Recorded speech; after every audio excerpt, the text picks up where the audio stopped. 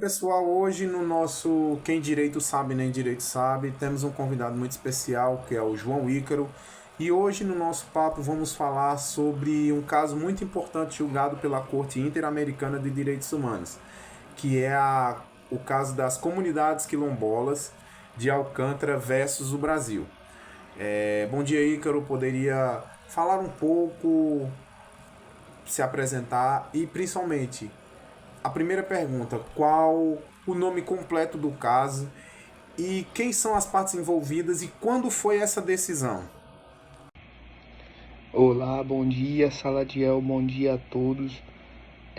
Bom, como perguntado, o nome completo seria o caso das comunidades quilombolas de Alcântara versus o Brasil, certo? Tendo em conta como as partes envolvidas as comunidades quilombolas de Alcântara no Maranhão e no estado brasileiro. Também temos aqui a sentença que foi publicada pela Corte Interamericana, certo? De Direitos Humanos no dia 30 de agosto de 2023. Por continuidade, temos mais uma pergunta. O que aconteceu para que esse caso chegasse à Corte Interamericana? Poderia transmitir para a gente? Bom, Salatiel, o que aconteceu foi o seguinte: desde os anos 1980, certo? O governo brasileiro promoveu o deslocamento forçado de centenas de famílias quilombolas para construir o centro de lançamento de Alcântara, certo? Essas comunidades elas perderam o acesso ao mar, à pesca, à agricultura, o que afetou muito no seu modo de vida. Além disso, não houve consulta prévia, o que é obrigatório segundo os tratados internacionais. Depois de anos sem respostas no Brasil, certo? O caso foi levado então para o sistema interamericano. Certo, Ícaro. Dando continuidade mais uma vez, eu gostaria de saber quais foram os direitos violados segundo a Corte. Você poderia dar ênfase nesse título, por favor? Bom, falando um pouco sobre os direitos que foram violados, a Corte, né, ela identificou a violação de vários direitos da Convenção Americana de Direitos Humanos, certo? Entre eles, o artigo 21, direito à propriedade, porque as comunidades perderam seu território tradicional, onde era usado para pesca, agricultura, entre outros. O artigo 8.1 e 25, por falhas no acesso à justiça e a demora no Estado. E, além disso, houve o descumprimento do dever de consulta, conforme a Convenção 169 da OIT. Agora vem uma parte mais interessante. O que a Corte decidiu e quais as medidas o Brasil foi obrigado a adotar após a decisão?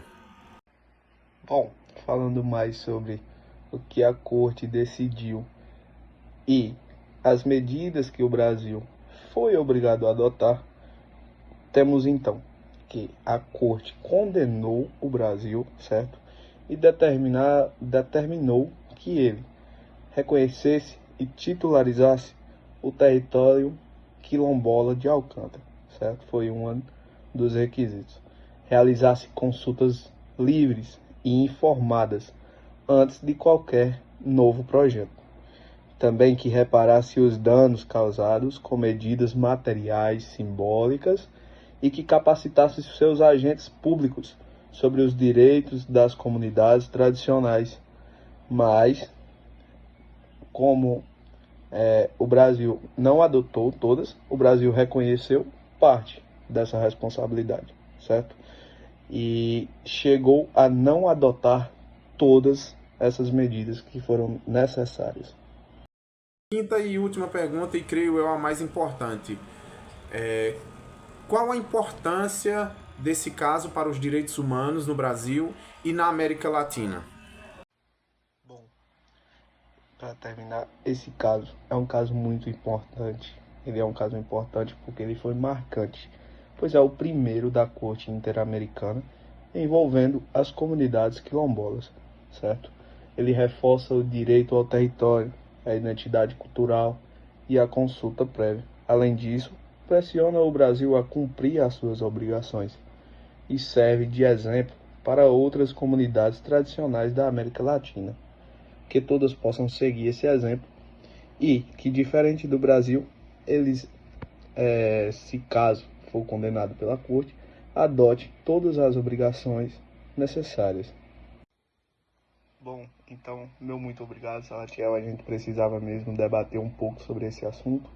É um assunto, como já falei anteriormente, muito marcante e que todas as pessoas devem estar conscientes sobre esse assunto, entender mais sobre essas comunidades quilombolas de Alcântara e o que o Brasil e a corte fizeram em relação a elas. Então, meu muito obrigado.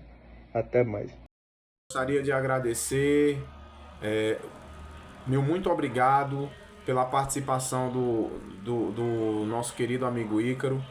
E esse caso mostra como a justiça internacional pode ajudar a proteger direitos de comunidades que por muito tempo foram invisibilizadas. E até a próxima.